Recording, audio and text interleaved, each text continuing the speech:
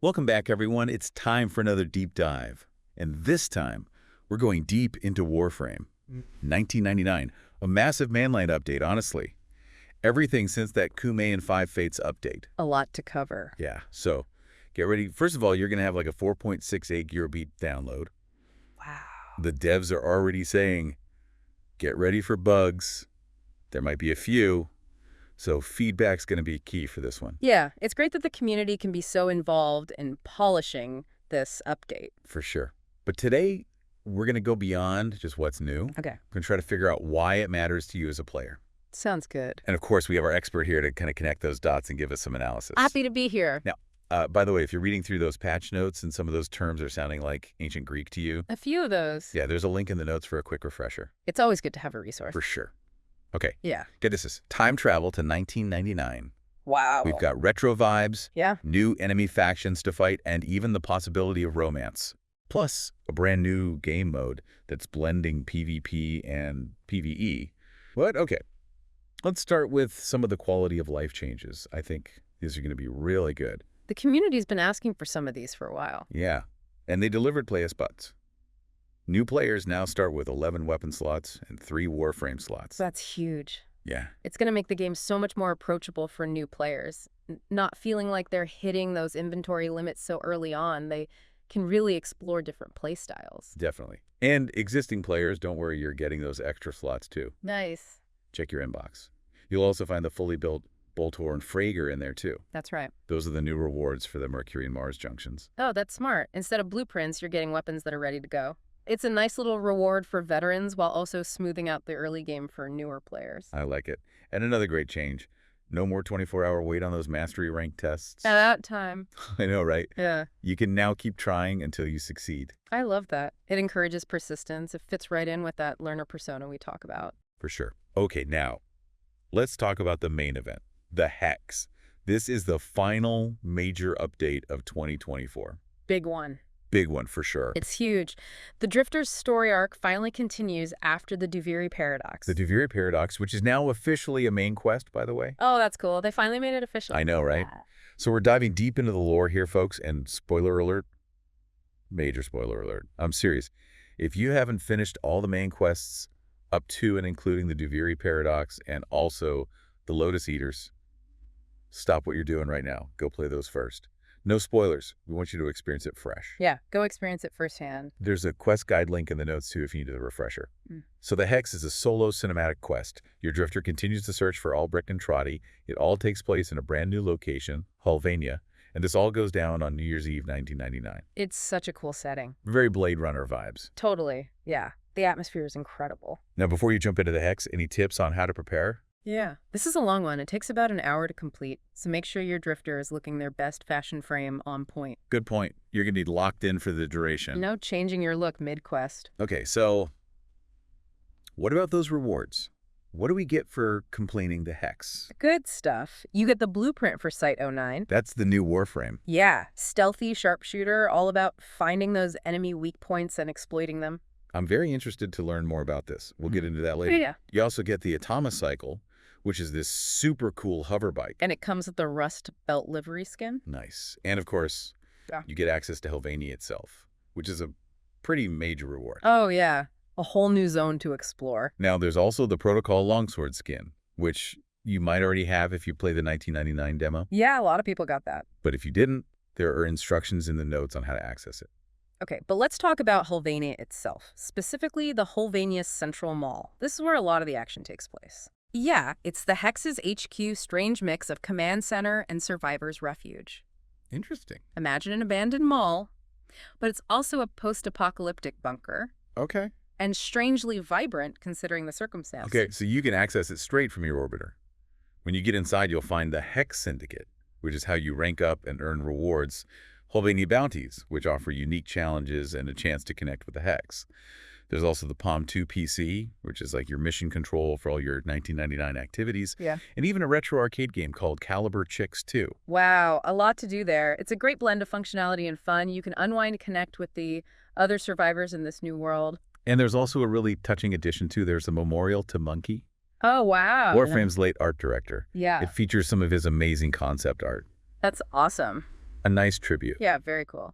Now let's get back to the Hex Syndicate for a second. These aren't your typical NPCs. Yeah. Each member has a really distinct personality. They play a role within the group.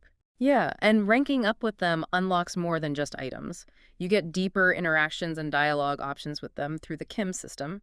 What's Kim? Kim's basically an instant messenger. Oh, cool. So relationship building is a key part of this update. I like it. So let's meet the team. Right. We've got Quincy, who's the fashionista. They offer unique Captura scenes, like this Orbit arcade. Oh, cool. I love those Captura scenes. Yeah, and you also get some awesome Drifter Visage inks from Quincy. Nice. Then there's Arthur, who is the gruff but lovable leader of the Hex. Yeah, I like Arthur. Me too. Arthur grants you those syndicate ranks, which unlock new dialogue options and lore insights on Kim. Cool. So he's the key to understanding how everything works. He is. Now, we've also got Ioi, who's the music lover, offering some accord tones from sources like Caliber Chicks 2 and even online the in-game internet. They've added a listen before you buy feature for the Sumaccord tones. That's smart. It lets you try before you commit. Yeah, very cool. Yeah. Next, we have Eleanor. They're kind of the mysterious one offering new arcanes. Oh, those are going to be good. Very powerful. We'll talk more about those later. Yeah, we will. Then there's Letty, who's the medic. Yeah. You can trade in these Hex treasures for standing with Letty. I love that they're called Hex treasures. I know, right? Mm. They're like these physical remnants of the old world. Things like Big Bites, pizza boxes, Argonne burger meals, 35mm film cheddar crowns, cereal mood crystals. Wow. Taking me back. Right. Chugging along six-packs, online CDs, even the Countessa comics. So cool. I know, it's awesome.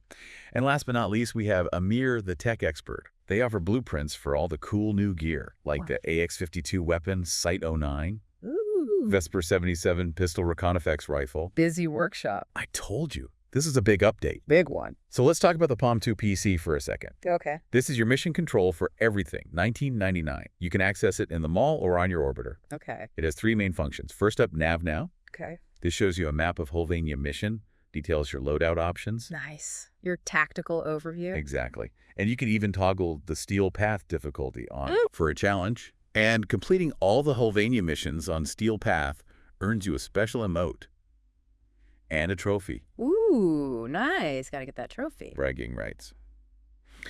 The second function on the Palm 2 is the 1999 calendar. Ooh, a calendar. I know, right? It tracks the seasons winter, spring, summer, autumn, each lasting a week in real time. So it's like the flow of time in this 1999. Exactly. Yeah. And they actually extended the first winter season until December 22nd, Okay. since the update launched on Friday. Oh, that's nice of him. So you've got 10 days instead of just 3 to complete everything. That's a lot better. Yeah. And within each season, there are 3 months, Okay. each with its own to-dos prizes and what they're calling Hex overrides. Interesting. So the to-dos are challenges specific to Holvania missions. Exactly. Huh. Encouraging you to kind of engage with all the different aspects of the update Yeah. and then those prizes. Yeah, what about those? So they're randomized rewards. Yeah, So it encourages you to keep playing. that's always good. I like when games keep you coming back. And the prizes are awesome. New arcanes, resources boosters, even Riven mods. Wow. And you get 6 to choose from each season. Nice. Now what about those Hex overrides? Tell me more. Well, they're temporary upgrades that only apply in Holvania, Interesting. and they change with each month. So it adds a whole other layer of strategy to the game. Oh, that's cool. Right. So you have to adapt to the current season and the overrides that are active? Exactly. There are 2 types. Hex boosts, which are passive stat buffs, like increased melee speed or something. Okay. And hex factors, which are active effects like adding electric damage to your bullet jump. It sounds fun. Right. It's a cool system. And those overrides last until the in-game New Year. Then you get to choose new ones. Nice. And don't forget, check the calendar for Hex birthdays. Oh, birthdays. Yeah, you can send them a message. It gives you a chemistry boost. But speaking of chemistry, let's talk about that third function on the Palm 2 PC, Kim? the kinematic instant messenger. This is where things get interesting. Okay. I'm intrigued. You can chat with the Hex, learn about their past, their hopes, their fears. This is cool. This is something new for Warframe. Right, it adds a whole other dimension. It does. And you can unlock romance options. Ooh, la la. This is huge. We've never had anything like this in Warframe before. Never. And while pursuing romance is optional being, liked by all the proto-frames is actually required to reach the max syndicate rank. So interaction is key here. It is. So how do we build chemistry? Well, that's where Kim comes in. Okay, so we left off talking about building chemistry with the Hex. and how Kim plays a part in that. Yeah. So you can actually chat with each Hex member once a day. Okay. And these conversations, they go way deeper than just mission briefings. You Mhm. uncover personal stories, lore, even some thought-provoking topics Good, about yeah. their struggles and, really get to connect with them on a deeper level. So it's not just like picking up a mission and going and doing it. You really have to get to know these characters. Yeah, you do. You really get to know their personalities. And certain dialogue options will lead to chemistry increases, which you'll see with like a gold sparkle in the text. Okay. So pay attention to those little sparkles. It means you've really connected with them on like an emotional level. That's cool. And it sounds like there's a lot of replayability there, too. You can kind of choose how you want those relationships to develop. Definitely. Yeah, you get to make those choices. And then aside from Kim, there's another way to show your affection, and that is direct gift. Direct gifts? Tell me more. It's basically the 1999 version of gift giving. Okay. You can use those hollers, the credits you earn in 1999, Yeah. to buy gifts and send them to the Hex through this special service called Direct Gift Dizzy. That's so cool. Each member has their own preferences. Really? So you got to check their Kim profiles for hints about what they like. Oh. So it's kind of like a personality test and a shopping spree all in one. It is. I like that. Yeah. So how many gifts could you send? Just one per day? Yep, one gift per day, so choose wisely. And then the third way to boost chemistry is by completing bounties together. Oh, that makes sense. Each bounty has like a randomly assigned Hex member, so you'll get to team up with different folks Cool. and earn those relationship points while you're at it. Bounties and bonding. I like it. I know, right? So as your chemistry grows, you rank up through those relationship levels. Mm-hmm. Neutral friendly, liked, trusted, close, and then best friends. Yeah. Or loved if you're dating. If you take it to that level. It's cute. It's a cute system. I like it. And achieving that high chemistry unlocks those dating He options. does. Yeah, you can even get a New Year's Eve kiss under those faux fireworks at the Holvania Central Mall. That's amazing. It is. Now, what if I totally mess up? I say something in one of those conversations that really rubs a Hex member the wrong way. Oh. Is there a way to fix that? Can I go back and change my answer? Well, you can't go back and change a specific answer. Okay. But once the in-game year cycles, you have the option to start over. It resets all your conversation history and your chemistry with every Hex member. But it's like a complete do-over. It is. But it resets everything with everyone. Yeah, everyone. It's all or nothing. Okay, good to know. Yeah. It gives you a second chance to make the right impression. Okay, cool. Okay. So let's move on to Holvania itself. Hmm. That ravaged city overrun by the tech rot. It's eerie, but it's also kind of beautiful. It is. It is. And what's fascinating is how it visually changes with the seasons. Really? Winter, spring, summer, autumn. They all affect how Holvania looks. Oh, that's cool. So we're not just stuck with a bleak, wintry landscape the whole time. Nope. You get to experience all the seasons. I like that. And it's a global change. So everyone experiences the same season simultaneously. That's cool. It'll be really interesting to see if they ever tie in gameplay mechanics to the seasons too. Right. Imagine scorching heat waves in the summer that affect enemy behavior, or icy blizzards in the winter that limit visibility. That would be cool. I think so. Yeah. And speaking of things hidden within this devastated city, we've got those tech rot safes. Yeah, what are those? They're scattered all over the place, and they require biocodes to unlock. Okay. And they contain hullers and valuable rewards. So it's like a little treasure hunt throughout the ruins. It's cool that they added something like that Yeah. because it really encourages you to explore. Yeah, explore and discover secrets. And of course, exploration can be dangerous, especially with two new enemy factions roaming around, the Skuldra and the Techrot.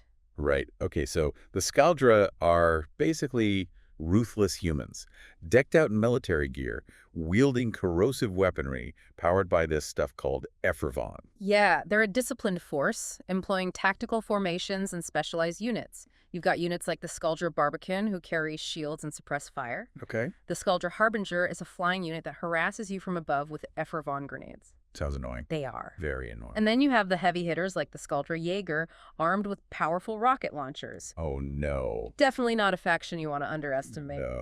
But taking them head on is not a good idea. Probably not. Not unless you have a very durable warframe. Okay, good advice.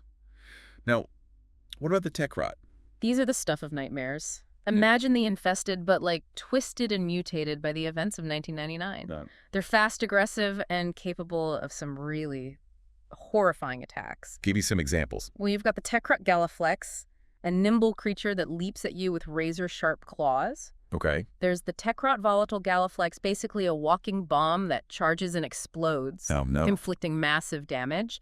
And then there's the Tekrot Babao, a hulking monstrosity that stalks you through the shadows and unleashes these devastating shockwaves. So Tekrot are basically like the infested, but even worse. They're more aggressive, more unpredictable. Okay, I'm officially terrified. But let's talk about the missions and game modes. We've got 5 main types: Face-Off, Legocite Harvest, Hellscrub Assassination, and Exterminate. And 2 of those are brand new game modes. Right. So, it's a really nice mix of familiar and fresh, something for everyone. And remember, all of these missions can be played on Steel Path for increased difficulty and rewards. Always a good option for those hardcore players. Always. So let's start with the new one, Face-Off. Okay, so Face-Off is a PvPvE mode that's both competitive and cooperative. Interesting. How does that work? So it pits 2 squads against each other in a race to complete objectives, all while fighting off the Skeldra and the Tekrot. Oh.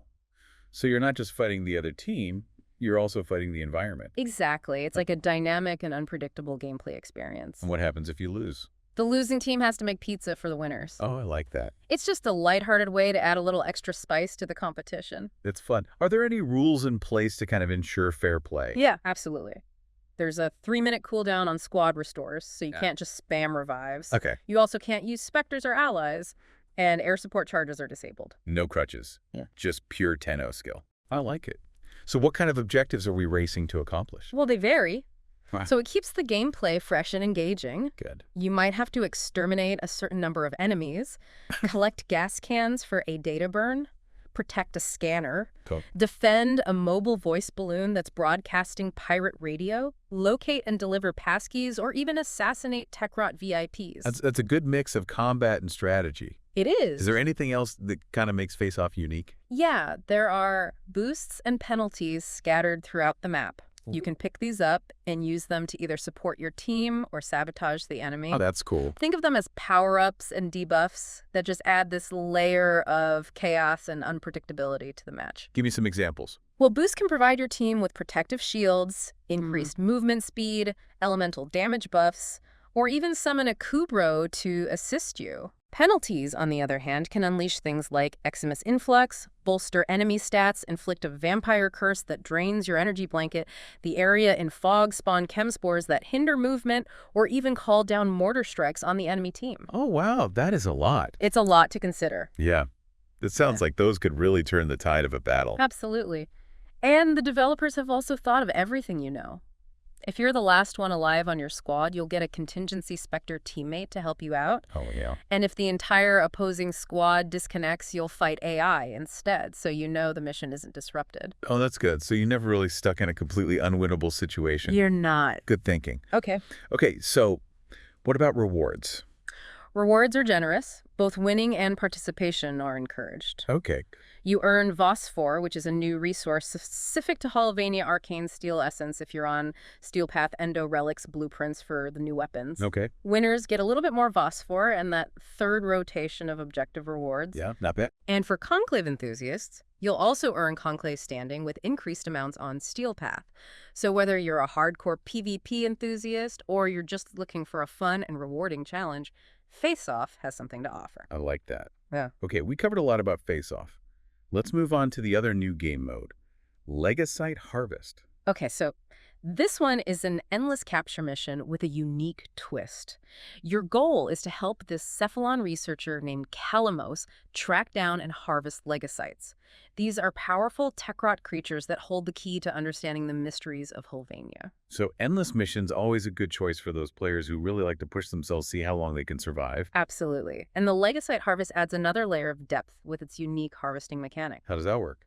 So Kalamos guides you to a Legocite's location. Your job is to protect her while she searches. Yeah. And then you help her weaken and harvest the creature using this special device called the Tekrot Umbelix. Okay. But beware, the Umbelix is unstable and it can escape. You need to destroy it to prevent that from happening. Oh, so it's not just capturing the target. There's like a process involved. There is, yeah, and things can go wrong pretty quickly. Okay, and here's where it gets even more interesting.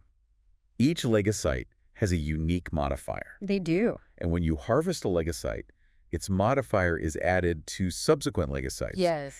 increasing the challenge as you progress. It does. It's like a dynamic difficulty system. It keeps evolving based on your performance. That's really cool. It keeps the gameplay fresh and challenging, rewarding those who can adapt and overcome those increasingly difficult encounters. Sounds intense. And the rewards. Well, the rewards rotate as you capture more Legacytes, following the standard AABCAABC pattern. You'll earn Huller's Endo Relics blueprints for those new weapons. So there's a reason to keep going. Keep pushing those limits. Definitely. Okay, let's talk about the assassination mission. Who's the target? Get ready for a tank battle, Tenno. Oh. Your target is the HO9 Ifervon tank, a heavily armored behemoth sent by Lieutenant Victor Vodianoy. Okay. This is a multi-stage mission that will test your combat prowess and your hacking skills. Hacking skills. Tell me more. So the first stage involves destroying barriers that block the path to the tank. You use these Thermion RPGs that you acquire from Scaldra reinforcements. Okay. But to call in those reinforcements, you have to hack these special consoles with the new minigame. Really? Think classic retro hacking, moving a worm through a maze to eat symbols while avoiding obstacles. That sounds so fun. It is. It's a fun little diversion. Okay. But what if I'm terrible at hacking minigames? Is there another way to get past those consoles? You can always use ciphers to just bypass the minigame. Okay. But honestly, it's pretty fun. It adds a nice touch of that retro flair to the mission. Okay, good to know. But once those barriers are down, it's time to face the tank itself. It is 2 phases. 2 phases, each with its own unique mechanics and challenges. Okay, so we're going to need to coordinate with our squad. Yeah. Figure out the tank's weaknesses, use everything we've got to take it down. Absolutely. Okay, and what are the rewards for doing that? Bragging rights, of course. Yeah. And some valuable rewards, including new arcanes. Okay. Huller's Endo and Relics. And those arcanes drop in world. They do. You gotta be quick. Oh, it's on. Okay, let's talk about Hellscrub. That name sounds interesting. It is. It's a new twist on the classic endless survival mode, Okay. challenging you to survive as long as possible while using these special devices called Hell Scrubbers to fight off waves of enemies. So kind of like a mobile defense, but not. In a way, yeah. But here's where it gets unique. There's this new mechanic called survivability. Survivability. It's basically a measure of how long you can last in the onslaught. Okay. And to increase your survivability, you need to collect these Sporex charges. Okay, so Sporex charges are good. They are. But here's the catch. Those Hell Scrubbers, the ones you're using to fight off the enemy, Yeah. they can become contaminated. Oh. And if you don't keep them clean, they spawn this really fearsome Tekrot Babao. Oh, no. Yeah, so it's a balancing act. You need the Hell Scrubbers to survive, but they can also turn against you if you're not careful. Okay, I see. So are those Bablas just there to make things more difficult, or do they offer something valuable? They do. They drop unique rewards, including new mods that you won't find anywhere else. Okay, so there's an incentive there. There is. Push your limits and see how many you can take down. Sounds risky, but maybe worth it. What about the standard reward rotation for Hell Scrub? Is it the same as the other endless missions? It is, yeah. You earn Huller's Endo Relics and blueprints for the new weapons, following that standard ABC pattern. So plenty of loot to be had. Okay, what about the Exterminate mission? Anything unique about that one? It's the classic formula, clear out all enemies in a given area. Okay. But they've added a new objective, Scaldra supply caches. What are those? These caches are scattered throughout the level and they contain valuable loot. Okay, but there's a catch, right? There is. Getting too close to a cache triggers a lockout sequence. Oh. So you have to crack it open with Ephravon charges before it locks down permanently. So you got to be quick You do. and efficient. Exactly. And the rewards are worth the effort. Yeah. You earn Huller's Endo Resources relics and even a chance to get one of the new arcanes. Oh, very cool. Now, what about Hulvania bounties? How do these work?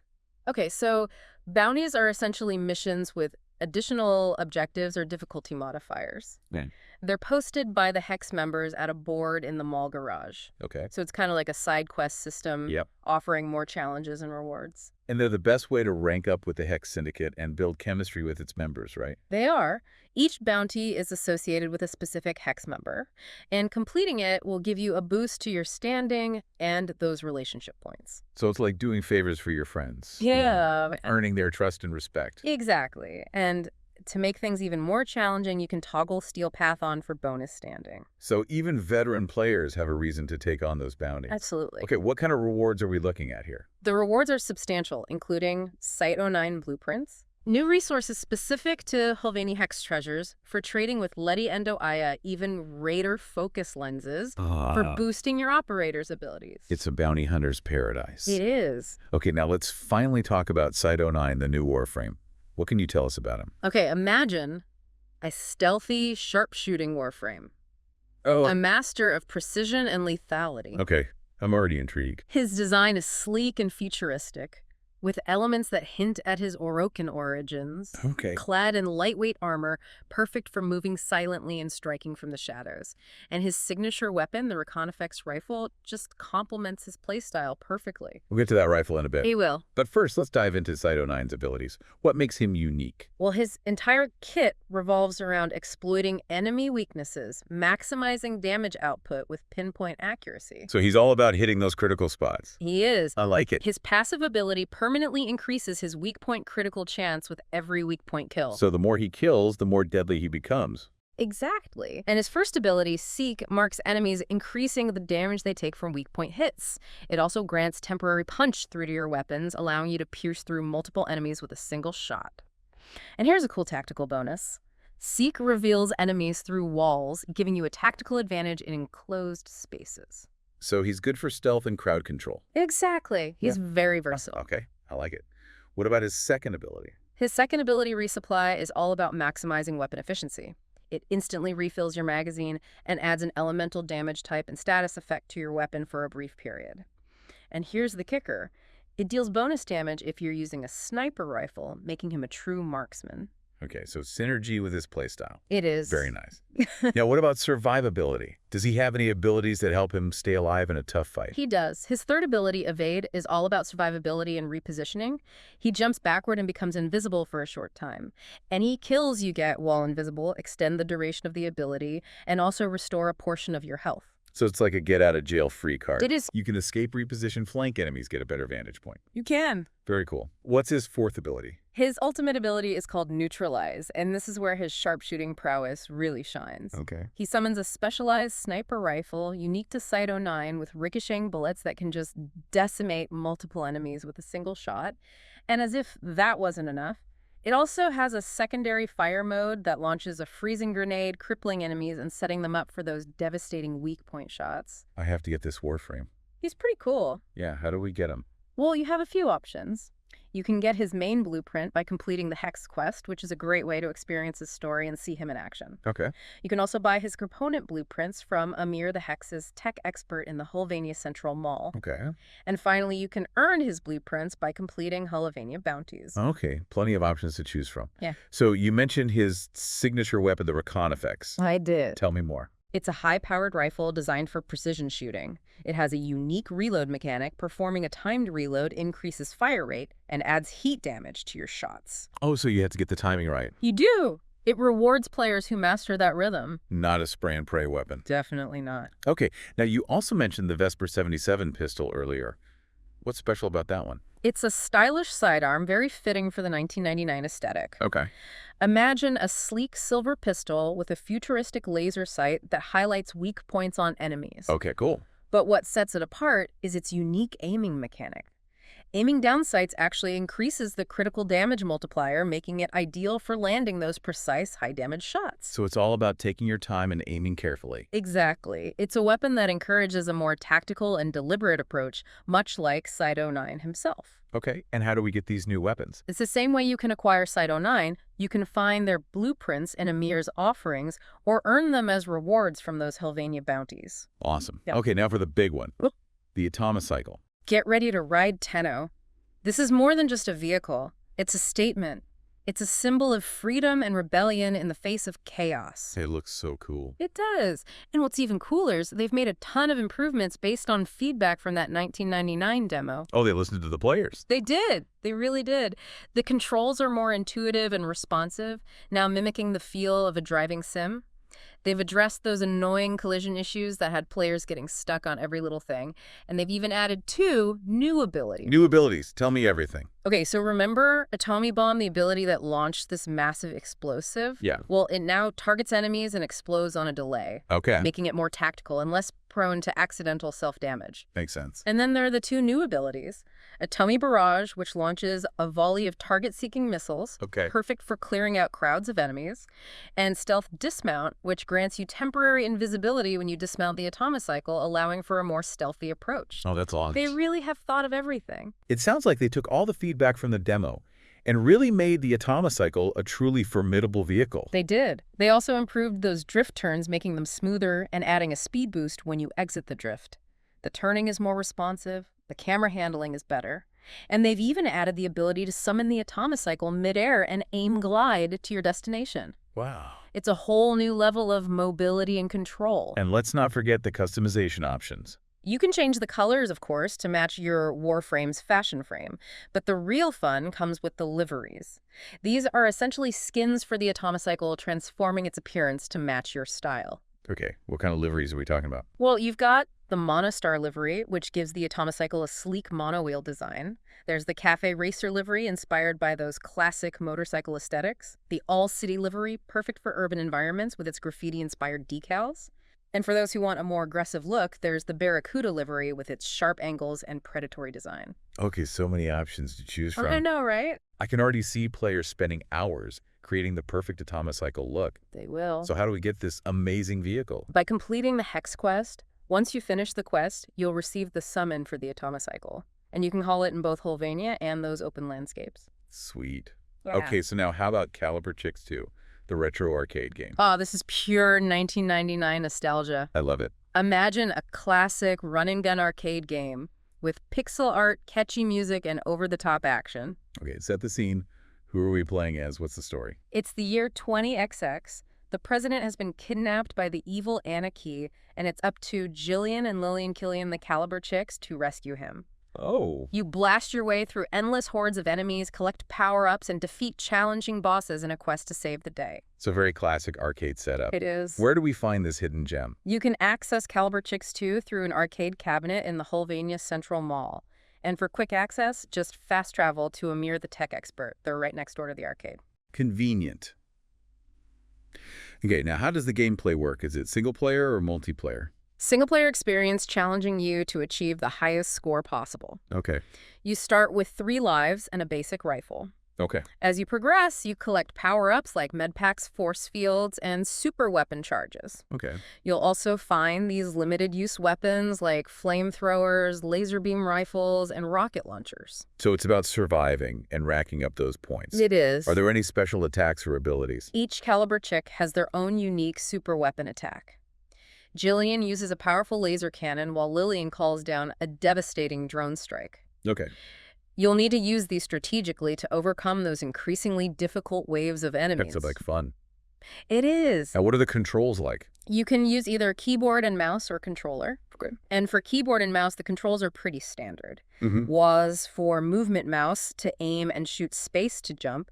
For controllers, they've actually mapped the controls to the frame fighter bindings. Oh, nice. So if you're familiar with those, you'll feel right at home. Very convenient. Mhm. Okay, and what about rewards? What do we get for all our effort? Well, there are some cool cosmetic rewards up for grabs. Completing Stage 3 for the first time grants you the Pixel Perfect Glyphs, a set of 4 glyphs inspired by the Caliber Chicks. Okay. And if you manage to reach Stage 15, you'll earn the President King Corgi emblem. Oh my gosh, that sounds amazing. It is a hilarious tribute to the game's kidnapped president. Okay, I need that emblem. Yeah. Are there any other Caliber Chicks 2 items that we can collect? There are, remember the Hex Syndicate? Yeah. Amir the Tech Expert offers additional Pixel Perfect glyphs, and Aoi the Music Lover has Soma chord tones from the Caliber Chicks 2 soundtrack. Oh, cool. So if you like the game's retro aesthetic and that music, you should definitely check that You out. should. Okay, now let's talk mods. There's a ton of them in this update, right? There are. They cater to a variety of playstyles and encourage experimentation. You'll find new mods for Warframe abilities, weapons companions, even Archwing. That's a lot to cover. It is. So instead of going through every single mod, let's just focus on a few highlights. What are some of the standouts that players should be on the lookout for? Okay, well, there's Magnetic Might, a pistol mod that you get from completing the Hex quest. Okay.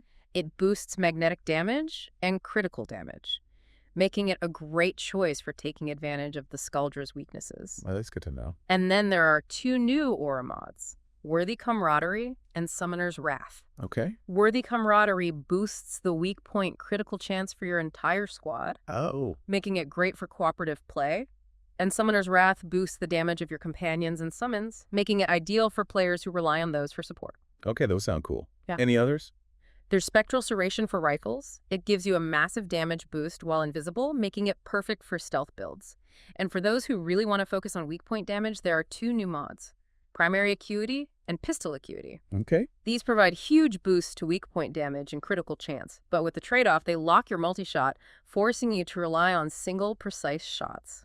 And finally, there's a whole set of new mods focusing on magnetic damage, offering various combinations of damage boosts, critical chance, increases, fire rate buffs, and more. Okay. So you can really experiment with this new damage type. Yeah, I like it. It sounds like there's a lot of potential for new and interesting builds with these new mods. Definitely the developers really focused on providing players with the tools to customize their playstyle and experiment with different approaches. Now let's talk about something that I think has really got the community buzzing, the Gemini series skins. Oh yeah, those are cool. These are game changers, right? They are. You can instantly switch between your Warframe and its corresponding proto-frame form using a special emote. Yeah, it's like having 2 Warframes in one. So I can have my fully decked out Excalibur Prime standing side by side with Arthur, the gruff leader of the Hex. You can. Amazing. It is. And not only do they look amazing, but they also have fully voiced dialogue, Oh, making them feel like distinct characters. that is so cool. So which Warframes have these awesome Gemini skins? Right now we have Arthur for Excalibur, Okay. Aior for Megamir for Volt Eleanor, for Nyx Letty for Trinity, and even Quincy for Site 09. Wow, that's a pretty impressive lineup. It is.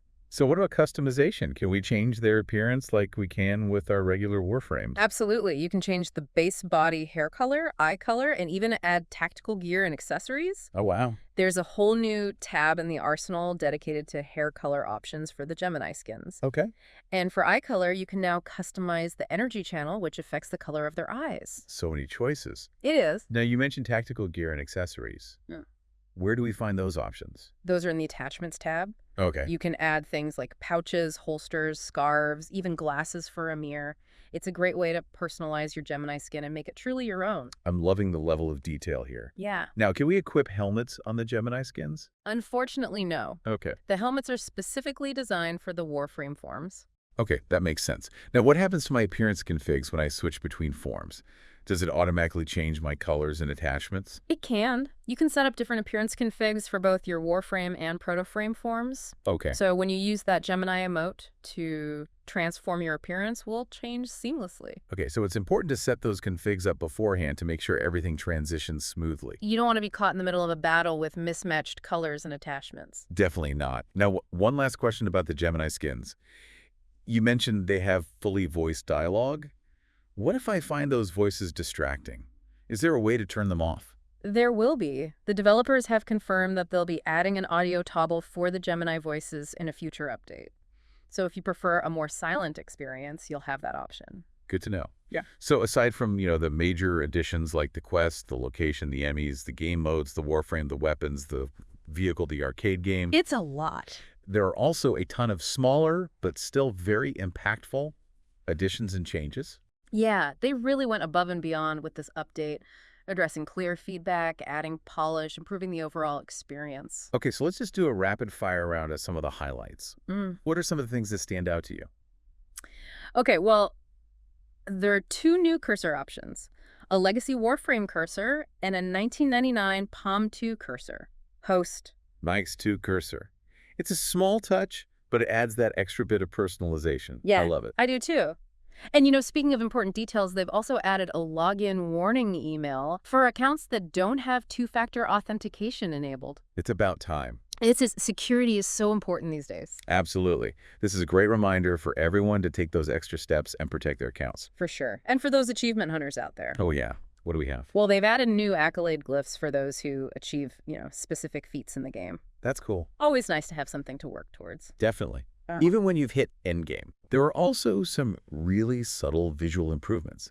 I think people are going to love this. They've enhanced character eye reflections, skin shading, even the way hair is rendered. Oh, that's nice. Yeah, those little details that really add to the immersion. Yeah, it makes the world feel more real. And get this, Rhino Stomp VFX is much clearer now. Oh, really? You can actually see the area of effect. So no more guessing who's getting launched into orbit. Yeah, clarity is key in a game like this. Absolutely. Yeah. Now, some good quality of life changes to the UI too. Ergo Glast's Tenet weapon vendor screen. Okay. Much easier to browse now. So, You can see all the available weapons and their stats at a glance. makes sense. Much better. And, of course, some changes to Warframe abilities. Hildren's Pillage, a lot more effective now. Oh, really? In what way? It properly strips shields, even through overguard or damage resistance. Wow. Yep, big buff for Hildren. Yeah, making her even more formidable. And Kumei's Omikuji assists are back online. Finally. So squad mates can contribute to those challenges again. And Nez's warding halo got a little bit of a boost. Nice. The invulnerability duration is increased. And they fixed that bug that sometimes caused your health to not properly regenerate after the halo broke. Good to see. They're always working on those fine-tuning and balancing the Warframes. Definitely. Okay. Speaking of tweaking, remember that slow motion setting in Captura? Yeah. Well, they renamed it to game speed. Okay. And now you can use it to speed up the game as well as slow it down. Ooh, that's cool. Right. Yeah. For those action shots. Exactly. So many possibilities. And they've streamlined some of the menus, too. The dissolution screen now shows a little check mark on arcanes that you own, indicating the specific rank you have. Oh, that's nice. Yeah, force status effects are now clearly displayed in the Arsenal tooltip. Good to know. The decree selection screen can be closed with Q for faster navigation. Oh. The Helminth feed screen got a little love, too. Oh, yeah, I heard they were working on that. There's a confirmation pop-up now when you exit. Yeah. And they repositioned that feed button so it's not so easy to accidentally click. Those are good changes. Yeah, and there's one technical change that I think is really interesting. The way elemental damage works has been revamped, especially for augments in certain mods. How so? So instead of combining into a single elemental type, they now add in parallel. Okay. So for example, if you have a weapon with heat damage and you use an augment that adds electric damage, you'll now have both heat and electric damage separately. Oh, wow, that's a big change. Right. It opens up a lot of possibilities. Definitely. And a few other quick hits. Perfect reload weapons, like the Sirocco and the new recon effects. They have a grace period at the beginning of the reload, making it a little easier to nail that perfect timing. Nice. Companions and summons now show damage numbers, but you can toggle them off if they get a little too busy on your screen. Yeah, makes sense. The Duviri Paradox is officially a main quest in the Codex now. Oh, yeah, about time. Right. And they've added videos demonstrating passive abilities to Voltmag and Excalibur's ability screens. So much clearer. Exactly. Yeah. Now, optimizations. This is the good stuff. Everyone loves optimizations. The devs really focused on making the game run smoother and more efficiently. Yeah, and they reduced memory usage across the board, which means fewer crashes and better performance, especially for those with lower spec systems. Yeah, so no matter what your hardware is, you should have a good time. Everybody deserves a smooth experience. I agree. Now, what else did they do? Well, they made optimizations to rendering, level loading, script runtime, the whole thing. Wow. And they even improved the cache process. So you can see a clear progress bar and an estimate of how long it's going to take. That's huge. Yeah. No more staring at that loading screen wondering when it's going to be done. So much better. And they've optimized hitches and stutters for those who love ray tracing, playing in DirectX 11 and 12. Awesome. Now, bugs. Can't forget about the bugs. There's always bugs. They squashed a ton of them in this update. That's good to hear. Here are a few highlights. Quick thinking now triggers properly before Wukong's passive. Fixed a bunch of weird issues with exalted weapons on various warframes. The Staticore ammo consumption bug is finally gone. Yoreli can now shoot and use her abilities after being staggered while riding Marilina. Nice. That frustrating Kubro maturity bug is fixed. Oh, good. Melee attack bug after transference fixed. Nova's antimatter drop now breaks crates. Sobic acid shells damage consistency improved. Wow, they were busy. I know, right? They really went through the list. They did. Now, Yeah. those charm and similar mods, they no longer unintentionally lower crit chance on high crit weapons. Oh, that's a big one. Yeah, Kume Omikuji challenge bug after host migration fixed arsenal sorting bug is fixed. Incarnate challenge progress in the Undercroft fixed. They really covered all the bases. They did. So we've got a new quest, new location, new enemies, new game modes, a new Warframe, new weapons, a new vehicle, a new arcade game, a bunch of quality of life improvements, Oh, yeah. optimizations, bug fixes Warframe. 1999 is huge. It is. And it's more than just content, you know? It feels like a turning point for Warframe. How's Well, the 1999 setting, the introduction of the Kim system, those romanceable characters, it all points to this new direction, Yeah. one that emphasizes storytelling, character development, and player agency. It's almost like a whole new genre within Warframe. Yeah, it really is. So what if our choices in that Kim system actually impacted the story down the line? What if our relationships with the Hex shape the world around us? Those are some really interesting questions. Right. And ones that we'll have to explore as the story unfolds. Yeah. I think this update has given us a lot to think about It has. and a lot to look forward to. So until next time, Yeah. keep those theories coming. Yes. We'll be watching and, of Let's- course, playing right along with you. Absolutely. See you in 1999.